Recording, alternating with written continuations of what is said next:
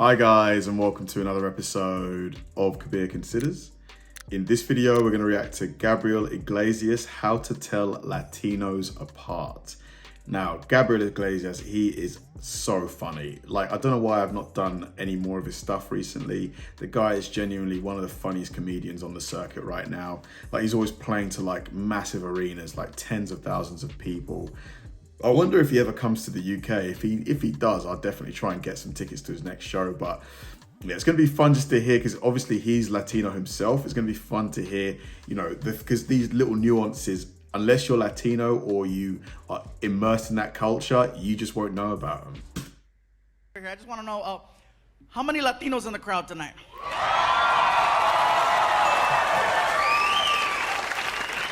Now, notice I asked Latinos. I wasn't very specific, because if you call a Latino the wrong one, there's an issue. You call a Mexican a Salvadorian, we get mad. You call a Puerto Rican a Dominican, they get mad. You call a Cuban anything but a Cuban, you're gonna get stabbed.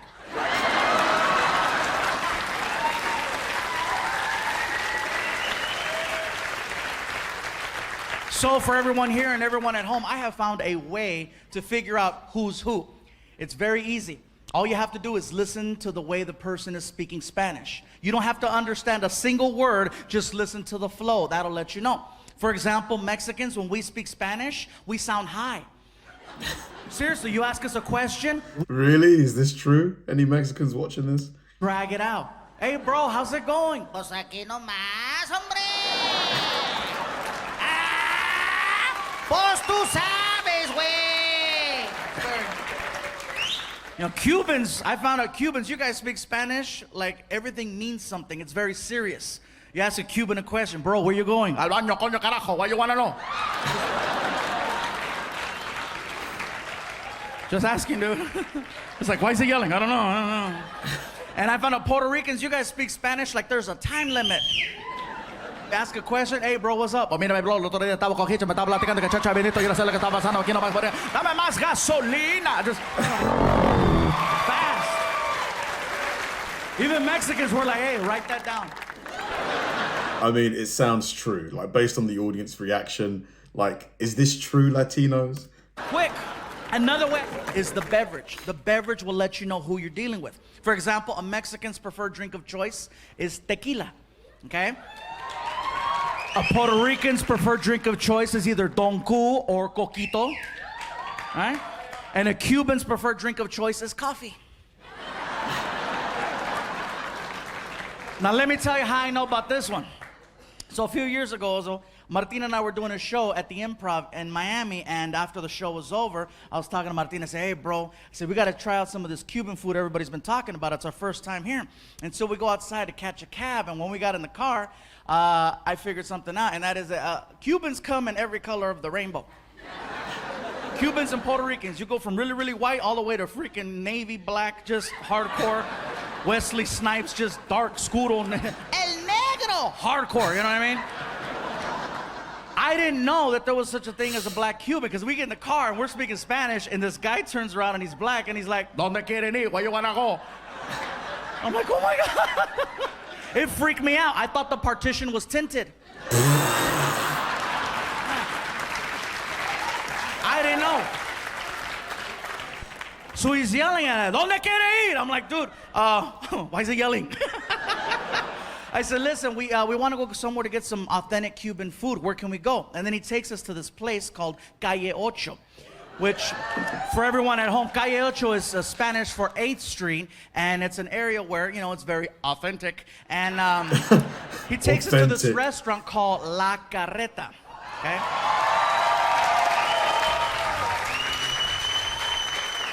So you can't miss it. There's a restaurant on the corner with a giant wagon wheel in front of it and a huge rooster. I don't know what the rooster does, but look out for him. We walk inside, and I think, what was it, Martin, like 2 or 3 o'clock in the morning when we went in? Easy 3 in the morning. Easy 3 o'clock in the morning. We sit down at this table, and we're looking at the menu. We're trying to figure it out, and there's all kinds of bananas and all kinds of weird stuff that I'm like, I didn't know that. Okay, bananas, fine. Okay, let's do this. And here comes the waiter, and the waiter's coming over, and he gets in my face, and he's like, ¿Qué tú quieres? And I'm like, I forgot. Why is he yelling? I don't know. I said, listen, bro, I'll tell you what, let me look at this menu a little bit longer. I think we need some time, right? Yeah, we were like, yeah, we need some more time. And I says, for right now, can I just get a coffee? And he's like, okay, un cafecito. And he walks into the kitchen. He comes back 5 minutes later, seriously, with a little coaster and a shot glass of coffee on the coaster, and he puts it down in front of me, and he's like, okay. And I'm like, what? Okay. Reminds me of Tony Montana from Scarface. Was he from Cuba? Es un cafecito. I go, dude, look at me. I'm not a Ito. I'm a Ande.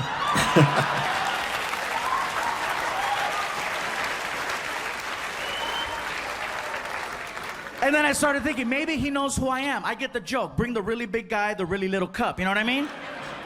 And I said, bro, what is it? I go, no. Bring me a full-size cup of coffee. Take this back in the... I was frustrated. So the guy's like, okay, and what you want? Okay. So he grabs it, all pissed off, and then he goes in the kitchen and he starts talking trash to one of the cooks. He's like, Manolo, allá afuera un gordo que dije que era cabezote, que no le cabía, una problema allá.